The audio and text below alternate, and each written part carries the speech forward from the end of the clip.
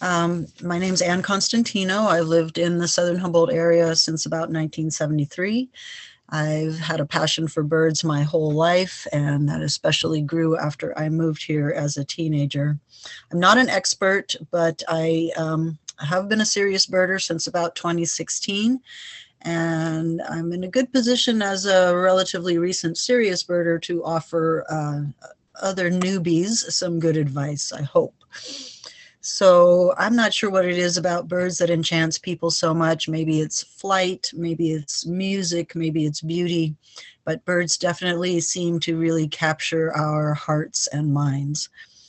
This is a little baby Canada goose, a recently hatched gosling on the South Fork of the Eel. We've just started having this happen, at least in my lifetime. Only for the past couple of years have the Canada geese actually bred on the river. So this is a pretty exciting thing to get to watch these little families grow up. So birding can be looked at in a variety of ways. Some people say that birding and bird watching are two different things, that birding is a little more serious, a little more about identifying, looking for rarities, that type of thing. And bird watching is a little more casual. But I feel like in a lot of ways, watching birds is where you actually learn the most about them. You can go out and find certain birds and tick them off a list. Oh, I've seen this, I've seen that. But really, when you spend the time to watch them is when you really get intimate with them and learn so much more. But there are a lot of different ways to watch birds or do birding, however you want to call it. Just observing, as we talked about, counting. Some people will participate in these citizen science events and go out and count birds for a whole day. And ornithologists and other scientists use that information. It's very helpful to have that input because birds are changing. We've lost billions and billions of birds through pollution and habitat loss. Climate change is having a lot of unforeseen effects on migration and other things. So these counting events are really, really helpful if you can participate in them. A lot of people love to identify birds. They see something, they maybe see it, maybe hear it as well. What is it? What is it? I have that interest as well, of course, but I also, when I can't identify something, I try not to get too frustrated. I just enjoy watching birds, whether I know what they are or not. Chasing rarities is something that you get into as you get a little more serious. When you're first starting out, almost everything you see is a new bird to you. So once you've got a few of those under your belt, then you start getting interested in the rarities that might show up. They've missed a turn on their migration route, or for some other reason, maybe climate change, who knows? There's an odd bird in the area.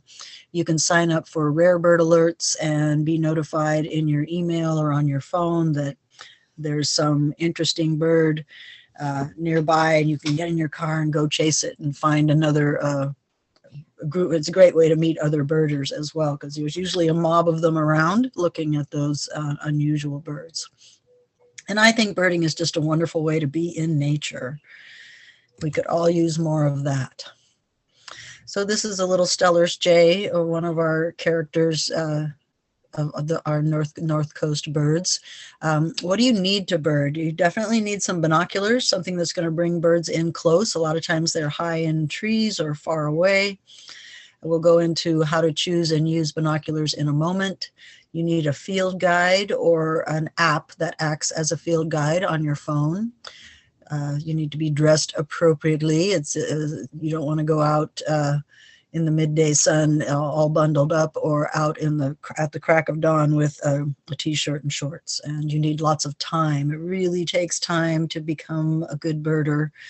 You can do it casually, but until you really spend the time, it'll only be casually enjoyable. And of course, you need birds. So binoculars, this is a mallard, male mallard on the river here, not far from Garberville. And the picture on the left is how you would see him with the naked eye, and then put him in the binoculars, and you get this beautiful look like the one on the right there. You can see all the colors, the feather detail. You can see so much more about the bird when you magnify it. So those numbers there, that 8 by 42, when you're out looking for binoculars, that's a good place to start for birders. That first number is the degree of magnification, and the second number is how wide the field of view is. And you can certainly get binoculars that have more magnification and a bigger field of view, but when you're just learning, it's good to start with something a little more basic. That's still going to bring the bird in nice and close, but it isn't going to be a big struggle for you when you're just starting out. The more magnification you have, the harder it is to find that little bird that you could see with the naked eye. There's a link there that will take you to a good website to show binoculars of every quality in every budget. You can skip the $50 pair from the sporting goods store. Try to buy binoculars where you can actually go and feel them and try them out. It's very helpful to know that it's going to feel good in your hand, not be too heavy, not be too light, and that you have a good sense of how to operate the focus. When you get your binoculars, you definitely want to practice before you go out and try it out on birds. Birds are usually moving around, and it's best to practice a little bit on a stationary object that's far away, so that when you do see that special bird, you're prepared and you're not going to lose it because you can't get your binoculars on it. The best way to practice is to see something far away, locate something far away with your naked eye, and then keep your gaze fixed on that object, and then bring the binoculars to your face. So you don't want to look down at the binoculars and then have to find the bird again with the binoculars at your face. Keep your eye on that bird the entire time. Then bring the binoculars up and it'll still be there for you.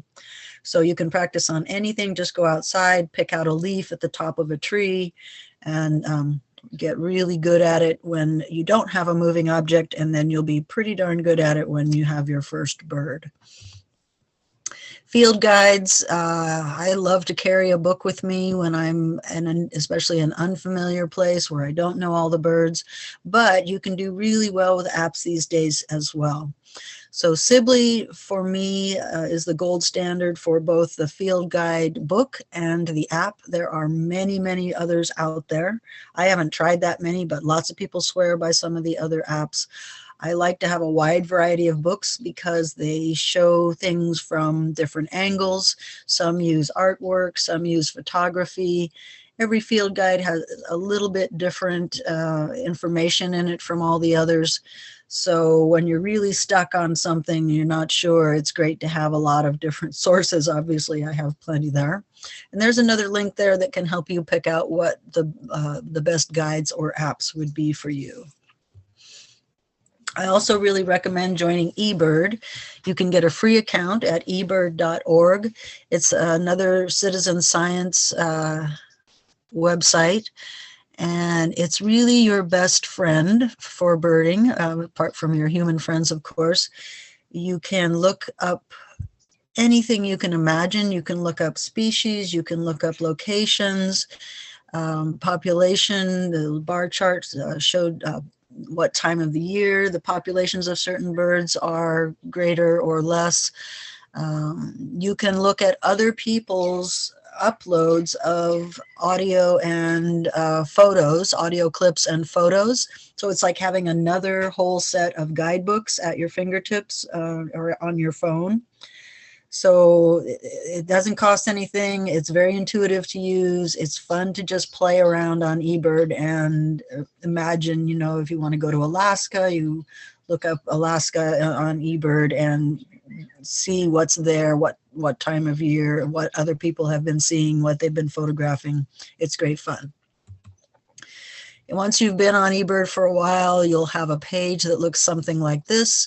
eBird is also a great way to do your checklists. Usually birders, when they're out in the field, they'll keep track of what they've seen, make little notes about it, and you can do that so much more quickly and conveniently on eBird. It's just right at your fingertips there rather than in a little notebook that you seem to always have a pen that's running out of ink or a broken pencil, and you're trying to scratch down the bird you just saw, and meanwhile you hear another one go by and you might miss it. With eBird, you just one tap and your bird is recorded and you're good to go. So you've got your field guide, excuse me, you've got your field guide, you've got your binoculars, now what? So dress appropriately. It might be the crack of dawn, it might be the middle of the day, you might be spending a whole day out somewhere, so just, you want to be comfortable. You can move very slowly, or you can just be still, but birds know when you're walking quickly. They take that as a sign of not exactly danger, but they'll be on the alert, and they won't be as open to showing themselves when somebody's walking quickly. Look and listen everywhere. You never know what is making that rustle in the bushes or up in the tree, so you can always rely on your senses, your hearing and your vision to clue you into where the birds are. Patience and quiet are really important. Take your time. When you hear something, it might take 5 minutes before you can figure out where that bird is and get a glimpse of it. So wait quietly and you will be rewarded. It's great to go with friends, but it's more about socializing with the birds. So a lot of friends out birding can turn into a wonderful time to spend with your fellow humans, but you may not see many birds if you're socializing a lot. Go at the right time of day. For shorebirds and things like that, at the beach, it might have to do with tides. For songbirds, it might have to do with the morning. Birds are most active right after light in the morning. Some get up a little bit later. The insect eaters may not become active until it's warm enough for insects to be flying around, but basically from dawn until about 9 o'clock in the summertime, maybe 10 or 11 o'clock in the wintertime is going to be your main time there. And good birding etiquette, that's a complicated subject that you'll have to work out on your own, how you feel about some of these issues, but basically good etiquette means that you're respectful of the environment and respectful of birds being wild creatures. Some people draw the line at using recorded calls to draw them in. Some people don't. Some people draw the line at pishing, which is just making funny little sounds like psh, psh, psh, psh, psh, psh, psh, psh. And when you make sounds like that, it's called pishing. Birds will hear that and get curious about it, and a lot of times they'll come to that source of sound, and so you can sometimes call birds in that way. Other people draw the line at baiting birds. Now, I have feeders out in my yard. Is that a form of baiting? Probably. Would I put a piece of meat out for a raptor? No, I wouldn't do that. So, you know, that's me. You have to work that out for yourself. And the other thing about etiquette is when you're out birding and you run into other birders, be quiet and polite, especially if you see that they're intently looking at something. Don't go barreling in, hey, hey, hey, what do you see? What do you see? Approach quietly, respectfully, and they will be sure to be happy to share their prize if you approach in that way. So some people like to be very prepared when they go out, have a dozen pockets and 3 sets of binoculars and a spotting scope and 12 cameras and everything else, and several changes of clothes and who knows what else. But sometimes the very best experiences that you have are when you least expect it. My husband and I found the Benbow bald eagle's nest, and on an occasion like that, we were out at a crazy time of day. It was 100 degrees out. It was 1 o'clock in the afternoon. We were walking around up on the old dam road behind the Benbow Inn and not seeing anything. We weren't hearing anything but loud insects. Suddenly a bald eagle went flying up the valley. I got him in my binoculars and followed him all the way into the nest. And that was just one of the most remarkable birding experiences I've ever had. And we've been watching that nest ever since then. So other people, you know, other times, maybe you're really much more careful, much more prepared. Make sure that you're safe, whether you're winging it or being prepared, and have what you need available. So this is a little collage just to show that some birds are really obvious and striking, and other birds you just never know when you might see them. So that little varied thrush up in the upper left, very camouflaged there, deep in the brush. But to the right there, that black skimmer that we had last winter, just a totally obvious, wild-looking creature, way out of its range. That was a rarity we had for a couple months last winter. Little song sparrow down on the far right there blends in really well with the autumn leaves caught on the willow branches there by the river. The big hawk, the red-tailed hawk in the power pole, if you were far away, you might not see that guy. So I really recommend checking out power poles whenever you're driving around in fairly open country. You never know what you might see. Acorn woodpeckers, we all know them around here. They make that sort of laughing, rusty bedspring sound, and they are very obvious, easy to find acorn woodpeckers. And then lots of times people put things out for birds. There's a wonderful network of birdhouses at the community park here in southern Humboldt, and there's a tree swallow making use of that. So birds are receptive to our help. So next few slides, we're going to look at some comparisons of two birds and how you use field marks to determine which one is which. Couple things before we start.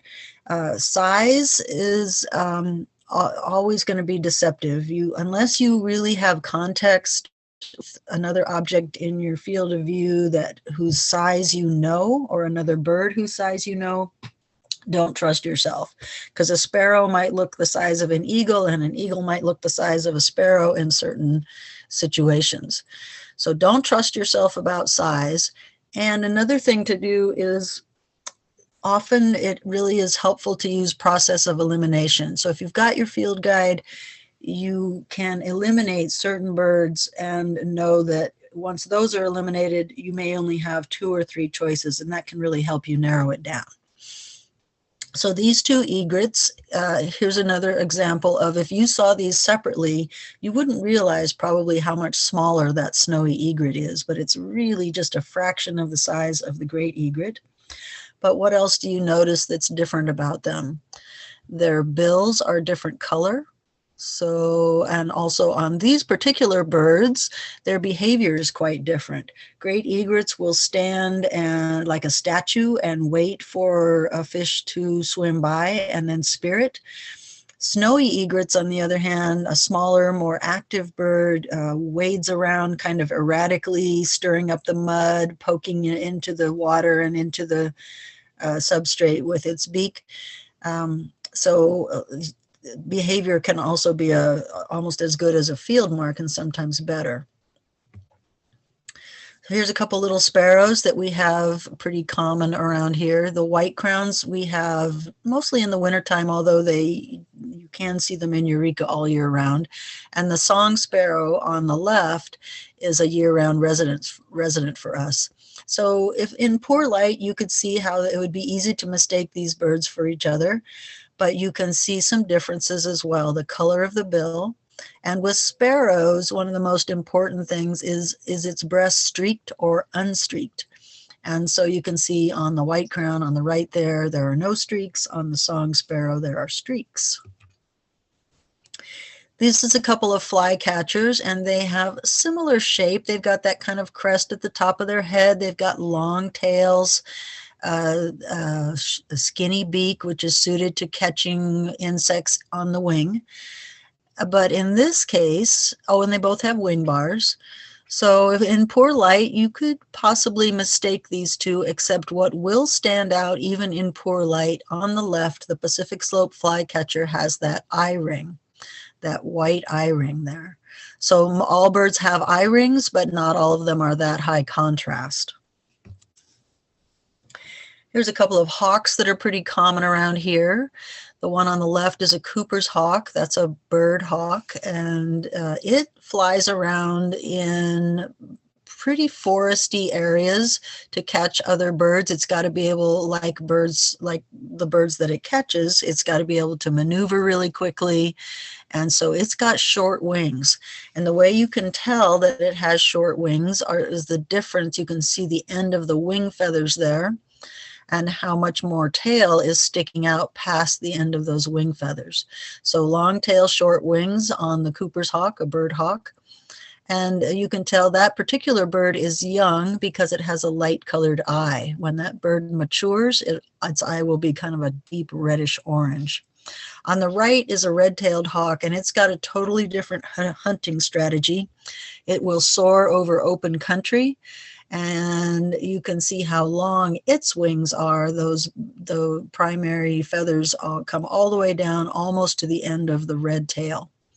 And you can tell this bird is a mature bird, not just because it's got the red tail, but because of the eye color as well.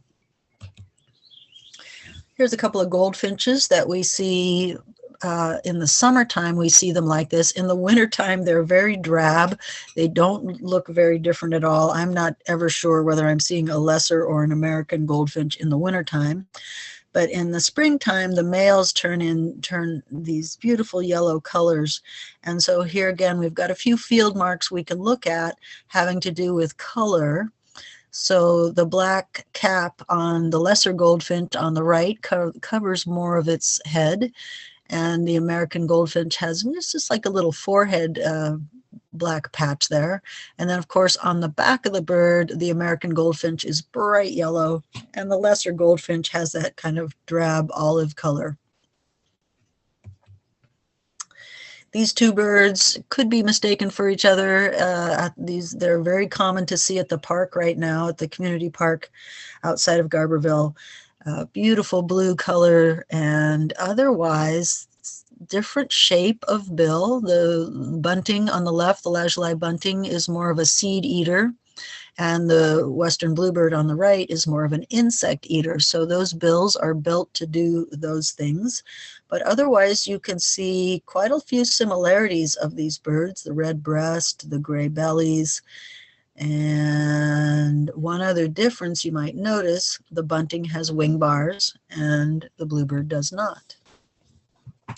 As I mentioned before, when we were looking at the egrets, a lot of times behavior is going to clue you in to what a bird is. This is a little downy woodpecker. I got to watch this couple of downy woodpeckers excavate this nest over the last few weeks, and they're actively coming and going in there now. I don't know whether there are eggs in there now or not yet, but it'll be fun to watch that. So most of the time when we see birds, they are looking for food. Birds have high metabolisms. They need to eat a lot. So hunting, fishing, foraging, fly catching, you'll see all those activities, and they can really help you figure out what a bird is. Nesting, is it in a cavity like this little woodpecker? Are they building a stick nest? There's a lot of different types of nests out there. So when you're seeing a bird carrying material, it's probably headed for a nest. And then how busy is the bird? Sparrows tend to be more still. They look for food on the ground. Warblers, on the other hand, are flitting around constantly up in the trees. They're insect eaters, and they have to move quickly in order to catch insects, which are doing their best to evade them. So here are three birds showing their feeding styles. That's a whimbrel, a type of curlew that was taken up at Fields Landing. I think it's caught itself a little crab. And the top right is a western tanager. We have them here right now. They just came in the last few weeks. Beautiful bird it spends most of its life down in Central or South America and just comes up here to breed and eat berries. And then under that western tanager is a purple finch eating seed. And that's off out of my feeder in my yard. They love that black oil sunflower seed. This little bluebird, female bluebird on the left, she's bringing nesting material into her nesting box at the park. In the center picture there, that's a black phoebe who just caught himself a nice moth by the river. And belted kingfishers, if you can park yourself somewhere at the river and get to watch a kingfisher applying its trade for a little while. You'll have great fun. This one caught itself a little crayfish down by the river. Another good tool to be familiar with when you're getting better at identifying birds is a range map.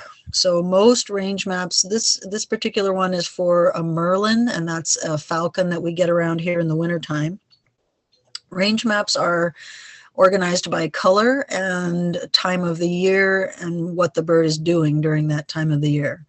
So they're very often color-coded similarly. So the range map that you find in the Sibley Guide will be the same colors as the one that you find in the National Geographic Guide, etc.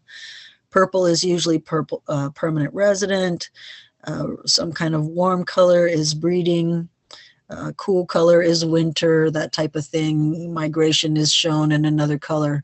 But anyway, it's a really important thing to know. You might think you've got a really special bird, but it doesn't occur anywhere west of the Mississippi.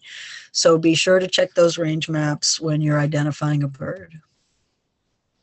And then habitat is another good clue to what you're seeing. You're not going to see a cactus wren in the redwood forest, but knowing a little bit about your habitat and what kinds of birds it attracts is a great way to give yourself a head start on identifying a bird.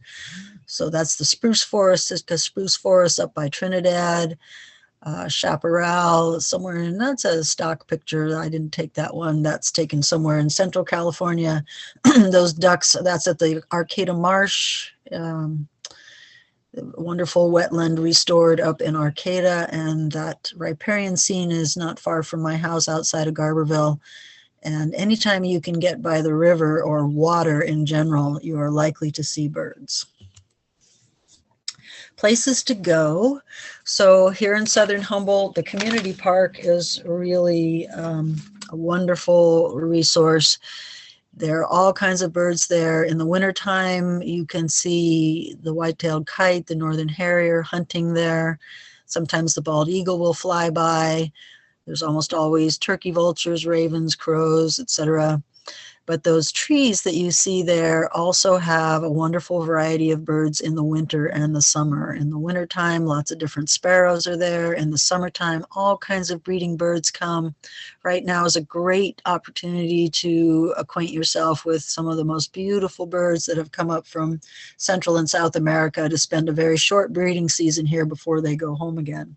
And of course, the park also has access to the river. You can see the kingfisher at the river, several kinds of ducks. So the park, you really can't go wrong. Just don't go in the middle of the day once it's hot. That would be my only recommendation. That's a picture of the Arcata Marsh up there, that picture on top. Again, a restored wetland. Over 300 some odd species of birds have been identified there. They get rarities there. There's all kinds of rich bird life there. Spend a day there. You will be richly, richly rewarded. And then if you have time to make a trip out of town, I highly recommend the Klamath Basin area. There are several wildlife refuges there. Depending on, right now is not the best time because of the drought, but when on a good water year, it's a great opportunity to see thousands and thousands of waterfowl, lots of eagles, bald eagles, golden eagles, all kinds of hawks.